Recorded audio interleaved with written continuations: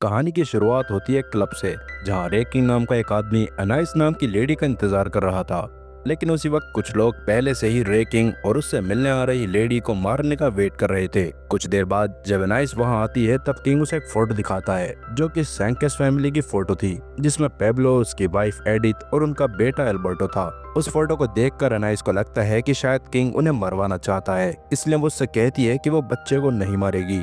तब किंग उसे बताता है कि वो लोग एल साल्वाडोर से उनके शहर में रहने के लिए आए थे, ताकि वो अपनी एक नई जिंदगी शुरू कर सकें। साथ ही वो उसे समझाता है कि उसका मकसद बच्चे को मारना नहीं बल्कि उसे ढूंढना है, क्योंकि उसने उस लड़के को ढूंढने के लिए किसी से पैसे लिए हैं और इसमें उसे एनाइस की मदद चाहिए। उस वक्त वो एनाइस से एक मेडिकल कंडीशन के बारे में पूछता है, लेकिन एनाइस कहती है कि उसे इस बारे में कुछ नहीं पता। उस फोटो के बारे में इंफॉर्मेशन देने के बाद किंग उससे कहता है कि अब वो रिटायर हो चुका है और अब सिर्फ वही केसेस सॉल्व करता है जो सच में उसके लिए मायने रखते हैं। फिलहाल इन्फॉर्मेशन मिलने के बाद एनाइस उसे वार्न करती है कि उसके आसपास और भी हिटमैन छुप कर बैठे हुए हैं। हालांकि वो जानती थी कि वो लोग उसके पीछे नहीं बल्कि किंग के पीछे हैं। तभी किंग ने देखा कि एक आदमी उसी की तरफ आ रहा है, जो देखकर किंग तुरंत ही टेबल से उठकर पूरे क्लब को क्रॉस करते हुए वॉशरूम के अंदर जाकर छुपने की कोशिश करने लगा। लेकिन अब छुपने का कोई रास्ता नहीं बचा था, क्योंकि तब तक वो हिटमैन उसे मारने के लिए वॉशरूम में आ चुके थे। उनको अपनी तरफ आता देखकर किंग जल्दी से अपने हाथ पर कुछ लिख लेता है,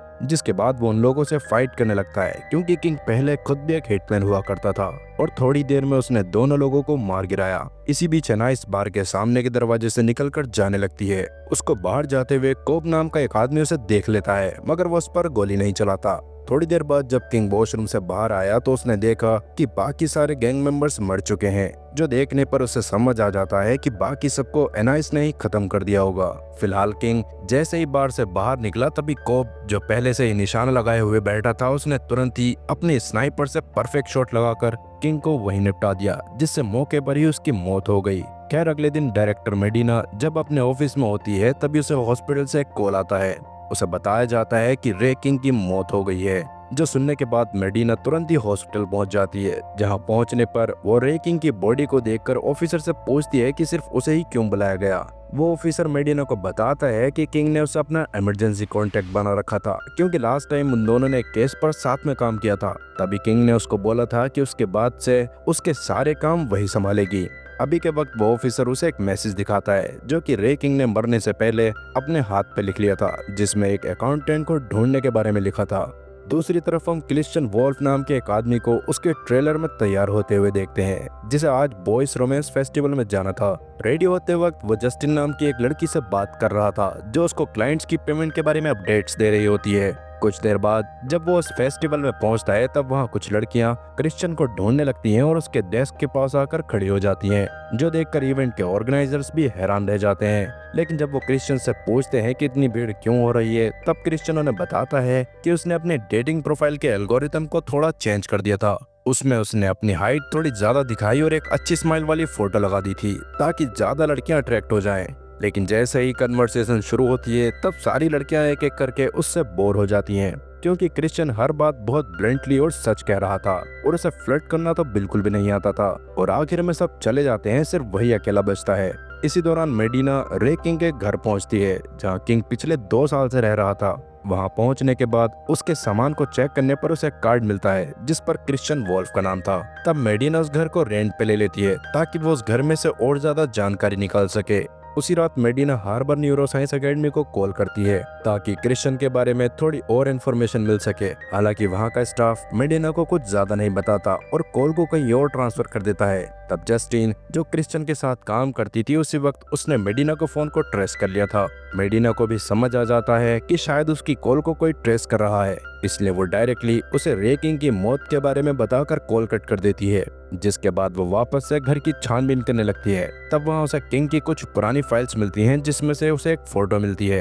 ये वही फोटो थी जो कहानी की शुरुआत में रे किंग ने एनाइस को दिखाई थी, जिसमें एल्बर्टो का परिवार था। और साथ ही दीवार पर पहले कुछ फोटो लगे हुए थे जो फिलहाल उस घर के ओनर ने एक बॉक्स में भर दिए थे। इधर कोब बर्क नाम के एक आदमी के पास पहुंचता है जो अपनी आइडेंटिटी छुपाने के लिए मछली बेचने का काम किया करता था। तब बर्क उससे पूछता है कि उसने एनाइस पर गोली क्यों नहीं चलाई। कोब उसे रीजन देते हुए कहता है कि उसके पास क्लियर शॉट नहीं था। उस दौरान बर्क उसे एक शॉकिंग बात बताता है कि उनका असली टारगेट किंग नहीं बल्कि एनाइस थी। बर्क उसे बताता है कि कुछ साल पहले एनाइस एक इम्पोर्टेंट डील के बीच में से गायब हो गई थी और एक दिन जब वो अपने कुछ नए क्लाइंट्स के साथ मीटिंग कर रहा था तभी एनाइस वहां आ गई थी और उसने वहां आकर उसके साथ मौजूद सारे लोगों को मार दिया था और सिर्फ बर्क को ही जिंदा छोड़ा था क्योंकि एनाइस उसको पहचान नहीं पाई थी। लेकिन फिलहाल अब वो वापस आ गई है, इसलिए बर्क को डर था कि कहीं एनाइस को सब याद ना जाए क्योंकि कहीं ना कहीं बर्क की वजह से ही उसकी पूरी जिंदगी बर्बाद हुई थी। और इसी डर की वजह से वो कोब से कहता है कि किसी भी हालत में एनाइस को खत्म कर दो। उधर इन्वेस्टिगेशन के दौरान मेडिना एक पार्किंग लॉट में पहुंचती है, तभी वहां पर उसे क्रिश्चियन मिलता है। उसे देखकर मेडिना समझ जाती है कि वही अकाउंटेंट है। तब क्रिश्चियन उससे पूछता है कि उसने उसे कॉल क्यों की थी। तब मेडिना उसे बताती है कि 8 साल पहले वो उसके केस पे काम कर रही थी लेकिन अब एक नए केस में उसे उसकी मदद चाहिए। उस दौरान वो उसे रे किंग की मौत के बारे में भी बताती है, जिसके बाद मेडिना क्रिश्चियन को अपने साथ रे किंग के घर पे ले आई जहां मेडिना क्रिश्चियन को वो सारे फोटोज दिखाती है जो किंग ने कलेक्ट किए थे। तब वो दोनों मिलकर उन फोटोज का एनालिसिस करते हैं ताकि उन्हें कुछ कनेक्शन समझ आ सकें। इसी दौरान टेक्सास में जब एनाइस के फादर खाना खा रहे थे तभी वहां कोब आकर उन्हें जान से मार देता है। हालांकि क्रिश्चियन अभी भी रे के घर पे इन फोटोज को और गहराई से देख रहा था। पूरी रात जांच पड़ताल करने के बाद वो सुबह में मेडिना को बताता है कि एनाइस का असली नाम एडिथ सैंकेज है और उसका परिवार सेंट्रल अमेरिका से डिपोर्ट हुआ था, जिसके बाद वो मैक्सिको से ट्रेन के जरिए यूएस में इलीगल तरीके से एंटर हो गए थे और अब तक उसका बेटा एल्बर्टो भी कम से कम 13 साल का हो गया होगा। क्रिश्चियन उसे ये भी बताता है कि पाब्लो से अलग होने के बाद एडिथ ने स्टूडियोज पिज्जा में भी काम किया था जहां उसे ह्यूमन ट्रैफिकिंग में धकेल दिया गया था। इतना जानने के बाद मेडिना और क्रिश्चियन सीधा स्टूडियोज पिज्जा पहुंचते हैं। वहां जाने पर वो स्टूडियोज पिज्जा के ओनर आइक स्टूडियो से एडिथ के बारे में पूछते हैं, मगर स्टूडियो एडिथ के बारे में कुछ भी बताने से मना कर देता है। वो कहता है कि उसके यहाँ एडिथ नाम की किसी भी लड़की ने आज तक काम नहीं किया। तब क्रिश्चियन तुरंत ही समझ जाता है कि वो झूठ बोल रहा है। तब वो उसे उसके मनी लॉन्ड्रिंग वाले बिजनेस की धमकी देने लगता है। क्रिश्चियन को अपने बिजनेस से रिलेटेड बात करते देख स्टूडियो उसे वॉर्न करता है, लेकिन इतने में ही क्रिश्चियन उसका हाथ तोड़ देता है और जब उसके सिक्योरिटी गार्ड्स भी उसे बचाने आते हैं तो वो उनका भी भूत बना देता है। और फिर स्टूडियो दर्द के मारे फाइनली अपने कॉन्टैक्ट का नाम बताता है और कॉन्टैक्ट मिलते ही मेडिना और क्रिश्चियन तुरंत ही वहां से निकल जाते हैं। फिलहाल जब वो दोनों वहां से वापस जा रहे होते हैं तब मेडिना क्रिश्चियन से कहती है कि उसे उसके काम करने का तरीका बिल्कुल भी पसंद नहीं आया और वो कहीं भी इस तरह से वायलेंटली काम नहीं कर सकता। तब क्रिश्चियन उससे कहता है कि अगली बार से ऐसा नहीं होगा, लेकिन इस काम को वो अकेला नहीं कर सकता और इसमें उसे एक और बंदे की मदद चाहिए। दूसरी तरफ ब्रैक्सटन, जो क्रिश्चियन का भाई होता है, फिलहाल बर्लिन के एक होटल में अपने क्लाइंट के साथ मीटिंग के लिए आया हुआ था ताकि वो उसकी जॉब के थोड़े पैसे बढ़ा दे, लेकिन बात करने पर उसका क्लाइंट मना कर देता है। तब वो उसी रात अपने अगले टारगेट को खत्म करने के लिए एक बिल्डिंग के सिक्योरिटी गार्ड्स को निपटाते हुए एक लेडी के पास पहुंचता है। वो उससे बात कर ही रहा था कि तभी उसे क्रिश्चियन का कॉल आ गया। क्रिश्चियन उससे कहता है कि उसे उसकी जरूरत है, लेकिन ब्रैक्सटन गुस्से में आकर उसका कॉल कट कर देता है क्योंकि उसे पता था कि वो हर बार रायता फैलाता है और समेटने के लिए उसको कॉल करता है। तब एक बार फिर से क्रिश्चियन उसको कॉल करके कहता है कि अगले 24 घंटे में वो उसे कैलिफोर्निया में मिलना चाहिए, जो सुनकर ब्रैक्सटन गुस्से में वहां से सीधा कैलिफोर्निया के लिए निकल गया। अगले दिन मेडिना और क्रिश्चियन रात के वक्त एक बिल्डिंग के बाहर ब्रैक्सटन का वेट कर रहे थे। कुछ देर में ब्रैक्सटन भी वहां आ गया। तब मेडिना खुद को इंट्रोड्यूस करते हुए उसे बताती है कि वो एक एजेंट है। जो सुनते ही ब्रैक्सटन क्रिश्चियन को साइड में ले जाकर उस पर गुस्सा करने लगता है। तब वो उससे कहता है कि उसने उसे पहले क्यों नहीं बताया, जिसके साथ वो काम कर रहा है वो एक फेडरल एजेंट है। क्रिश्चियन तब कहता है कि अब जो हुआ सो हुआ, लेकिन उन्हें फिलहाल इस काम को खत्म करना है। कुछ देर बाद वो एक होटल के अंदर जाते हैं जहाँ ब्रैक्सटन और क्रिश्चियन एक सेटअप तैयार करते हैं, जिसके बाद वो 3 कॉल गर्ल्स को बुलाते हैं ताकि वो अपने बॉस से कांटेक्ट करके उन्हें उनके पास बुलाएं। तब तक मेडिना बाहर रुककर उनका इंतजार करती है और ब्रैक्सटन अंदर बैठकर क्रिश्चियन को चिढ़ाता रहता है। कुछ देर बाद जब वो 3 लेडीज आती हैं तब ब्रैक्सटन उन्हें कुछ पैसे देता है और कहता है कि वो अपने बॉस को कॉल करके यहाँ बुलाएं, पर उनमें से 2 लेडीज आपस में बहस करने लगती हैं और पैसे वापस करके वहाँ से चली जाती हैं, जबकि तीसरी लेडी अपने बॉस को बुलाने के लिए थोड़े और ज्यादा पैसे मांगती है। तब क्रिश्चियन भी उसे पैसे दे देता है। इसी बीच मेडिना को एक फोन कॉल आता है जिसमें उसे बताया गया कि एनाइस के फादर को मार दिया गया है और उसके हस्बैंड को काफी दिन पहले मार दिया गया था। फिलहाल थोड़ी देर बाद एक आदमी ब्रैक्सटन के रूम के बाहर आकर उनसे उन लेडीज को वापस भेजने के लिए कहता है। तब ब्रैक्सटन बिना किसी देरी के उस आदमी को एक लाफा मारकर सीधा बिल्डिंग से नीचे गिरा देता है, जिससे वो बेहोश हो गया। जिसके बाद वो उसे उठाकर मेडिना की कार की डिक्की में डाल देते हैं। हालांकि मेडिना उसे ऐसा करने से रोकने की कोशिश करती है, क्योंकि उसे पुलिस की टेंशन थी कि कहीं पुलिस उन्हें ऐसा करते हुए ना देख ले। तभी क्रिश्चियन जस्टिन को कॉल करता है, जो ट्रैफिक का रास्ता चेंज कर देती है और सिग्नल्स ग्रीन करवा देती है, ताकि आसपास मौजूद पुलिस यूनिट्स दूसरी डायरेक्शन में चली जाएं। जिसके बाद वो लोग किसी तरह सेफ हाउस तक बिना किसी दिक्कत के पहुंच जाते हैं। दूसरी तरफ हार्बर न्यूरोसाइंस एकेडमी में वहां की टीम एनाइस को ट्रैक करने का काम कर रही थी, जबकि मेडिना और क्रिश्चियन लैपटॉप पे जस्टिन के साथ उसके सिस्टम से जुड़े हुए थे। सिक्योरिटी फुटेज को देखते हुए वो लोग बार के बाहर का एक वीडियो देखते हैं, जहां एनाइस बार से बाहर निकल रही थी, पर किसी भी कैमरा एंगल में उसका चेहरा क्लियरली दिखाई नहीं दे रहा था। तभी उन्हें एक औरत का फोटो मिलता है जो सेल्फी ले रही थी, और उसके बैकग्राउंड में एनाइस भी चलती हुई नजर आ रही थी। तब वो आईडी स्कैन के जरिए उस औरत का एड्रेस निकाल लेते हैं, और फिर वो लोग उसके होम नेटवर्क को रिमोटली एक्सेस करके उसके लैपटॉप को हैक कर लेते हैं। लैपटॉप हैक करके वो एनाइस के फोटो को निकालने के बाद उसे फेशियल रिकॉग्निशन सिस्टम में डालते हैं। तब सिस्टम उन्हें दिखाता है कि एनाइस कई हत्याओं में इन्वॉल्व रही है, लेकिन आज तक उसका असली नाम कहीं नहीं मिला, जिससे अब उनकी सभी लीड्स खत्म हो चुकी थी, और जस्टिन भी अब उन्हें सिस्टम से डिस्कनेक्ट कर देती है। फिलहाल जब वो सभी किंग के घर में बैठे होते हैं, तब मेडिना को पता चलता है कि उन फोटोज में दिख रहे कुछ लोगों को ब्रैक्सटन ने ही मारा है। इतना पता चलने के बाद वो गुस्से में आकर तुरंत ही वहाँ से जाने लगती है, और वो कहती है कि वो क्रिमिनल्स के साथ कभी भी काम नहीं करती। लेकिन जाते वक्त कार की डिग्गी में बंद वो आदमी चिल्लाने लगता है, जिससे मेडिना को वापस से उनके पास आना पड़ा, और उन दोनों से कहती है कि अगर उन्होंने दोबारा जस्टिन से कांटेक्ट किया तो वो उन्हें जेल में डाल देगी। इतना कहकर वो फिर से चली जाती है। इसी दौरान कोब एक बिल्डिंग के रूफटॉप पे बैठा होता है और सामने वाली बिल्डिंग में किसी को शूट करने की तैयारी कर रहा था। उस सामने वाली बिल्डिंग में वही आदमी बैठा हुआ था जिसे पिछली रात ब्रैक्सटन ने छत से नीचे गिरा दिया था, और फिलहाल उस आदमी से ह्यूमन ट्रैफिकिंग केस में पूछताछ हो रही थी। मेडिना उस आदमी से डील करती है कि अगर वो उसे एडिथ को ह्यूमन ट्रैफिकिंग में धकेलने वाले आदमी का नाम बताएगा तो उसे छोड़ दिया जाएगा। तब वो आदमी अपना नाम बार्टो बताता है और कहता है कि एडिथ एक एक्सीडेंट के बाद हॉस्पिटल में एडमिट हुई थी, और अब जैसे ही वो उस ह्यूमन ट्रैफिकर का नाम लिखने ही वाला था कि तभी कोब उसको शूट करके जान से मार देता है, और बिना आवाज किए शांति से अपना काम करके वहां से निकल जाता है। वहीं दूसरी तरफ क्रिश्चियन को पता चलता है कि एक बिना नाम की औरत किसी एक्सीडेंट के बाद हॉस्पिटल में एडमिट हुई थी।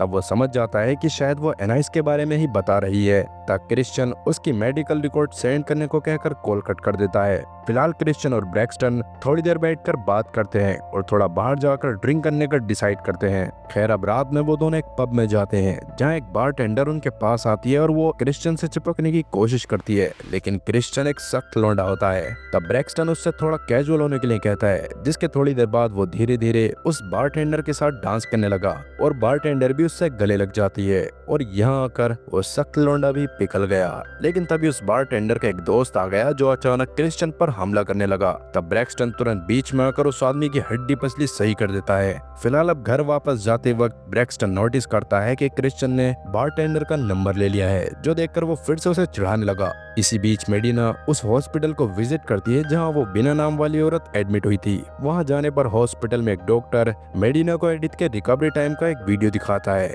डॉक्टर बताता है कि एडिथ एक बहुत ही भयानक हादसे में चोटिल हो गई थी, जिसके बाद उसकी याददाश्त चली गई थी, लेकिन एक रेयर मेडिकल कंडीशन के चलते उसका दिमाग इतनी तेजी से ठीक होने लगा कि उसका ब्रेन स्ट्रक्चर ही बदल गया। हालांकि उसकी याददाश्त तो पूरी तरह से वापस नहीं आई थी, लेकिन उसकी पर्सनैलिटी बिल्कुल बदल चुकी थी। डॉक्टर बताता है कि एडिथ का रिकवरी प्रोसेस इतना फास्ट था कि एक दिन उसने एक सिक्योरिटी गार्ड को मार दिया और वहां से चुपके से निकल गई। जिसके बाद डॉक्टर मेडिना को एक और क्लिप दिखाता है, जिसमें एडिथ से जब भी उसके पास्ट के बारे में पूछा जाता तो वो सिर्फ एक सिंपल सी सीटी बजाकर आवाज देती थी। दूसरी तरफ जस्टिन और उसकी टीम ने अब तक हॉस्पिटल के सिस्टम को हैक कर लिया था, और उन्होंने एडिथ का पूरा मेडिकल रिकॉर्ड भी निकाल लिया था। इधर ब्रैक्सटन क्रिश्चियन को बताता है कि उसे मेडिना को मारने का कॉन्ट्रैक्ट मिला है। खैर कुछ देर बाद क्रिश्चियन को भी पता चलता है कि सिर्फ ब्रैक्सटन ही नहीं बल्कि एडिथ को भी वही सेम कॉन्ट्रैक्ट मिला है। तब क्रिश्चियन मेडिना को बचाने के लिए बिना टाइम वेस्ट किए तुरंत उसके घर की तरफ निकल पड़ता है, लेकिन तब तक एडिथ पहले से ही मेडिना के घर में घुस चुकी थी।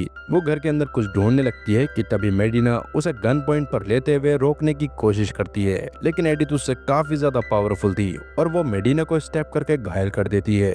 और अपना काम खत्म करने के बाद जैसे ही वो वहां से जा रही थी कि तभी एडिथ को उसके परिवार की एक फोटो दिखाई दी, उस तस्वीर को देखकर उसकी पुरानी यादें वापस आने लगती हैं कि कैसे बर्क और उसके लोगों ने उसका गलत इस्तेमाल किया था और कैसे उसे उठा लिया गया था। कुछ ही देर में क्रिश्चियन भी वहां पहुंच गया था। वो एडिथ को उसके बेटे एल्बर्टो के बारे में बताता है, साथ ही वो कहता है कि उसका असली नाम एनाइस है। जो सुनकर एडिथ अंदर से हिल गई थी और बिना कुछ बोले वहां से चली जाती है, जिसके बाद क्रिश्चियन मेडिना को किसी तरह संभाल लेता है। दूसरी तरफ बर्क को पता चलता है कि किसी ने उसके दिए गए कॉन्ट्रैक्ट में दखल अंदाजी की है। तब वो गुस्से में आकर दोबारा से मेडिना को मारने का ऑर्डर देता है। साथ ही वो कोप को भी ऑर्डर देता है कि वो वारिस जाए और एल्बर्टो या फिर और बच्चे भी अगर उसके साथ हों तो उन्हें भी खत्म कर दे।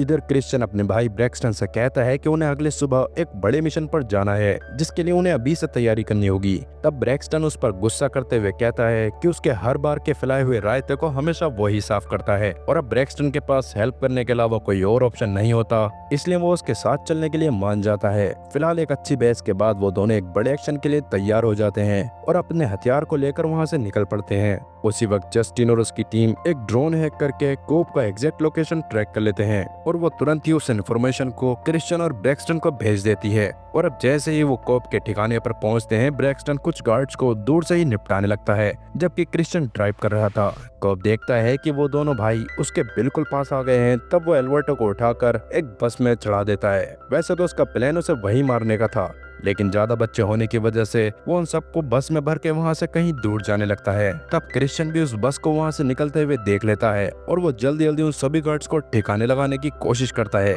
लेकिन इस बीच ब्रैक्सटन को गोली लग गई, जिससे वो थोड़ा घायल हो गया था। तब क्रिश्चियन उसे खींचकर एक सेफ जगह लाकर बैठा देता है, लेकिन घायल होने के बावजूद भी वो काफी सारे गार्ड्स को निपटा देता है और जल्दी ही उन सभी गार्ड्स को खत्म करने के बाद उस बस का पीछा करने लगता है। बस का पीछा करने पर वो देखते हैं कि उन्होंने एक बड़ा सा गड्ढा कर रखा था और उनका प्लान उन सभी बच्चों को मारकर उसमें दफन कर देने का था। लेकिन उनके इस प्लान को एग्जीक्यूट करने से पहले ही वो दोनों वहां पहुंच जाते हैं और वहां पहुंचकर वो दोनों भाई तबाही मचा देते हैं और सिर्फ कोब को जिंदा छोड़ते हैं। खैर, अब उन दोनों को अपने करीब आता देख बस के अंदर कोब एल्बर्टो के सर पर गन रखकर उन्हें धमकी देने लगता है कि वो उसके ज्यादा करीब ना आए, लेकिन तब क्रिश्चियन भी काफी आराम से कोब को गोली मारकर गिरा देता है, जिसके बाद वो दोनों एल्बर्टो और दूसरे बच्चों को सेफ जगह ले जाने लगते हैं। कुछ दिन बाद जस्टिन ब्रैक्सटन के बॉस को कॉल करके उसे फोर्स करती है कि वो मेडिना को मारने का दिया गया कॉन्ट्रैक्ट कैंसिल कर दे, क्योंकि उसके पास उसकी सारी इन्फॉर्मेशन है। साथ ही वो एनाइस को भी बर्क की लोकेशन के बारे में बता देती है, जिसके तुरंत बाद ही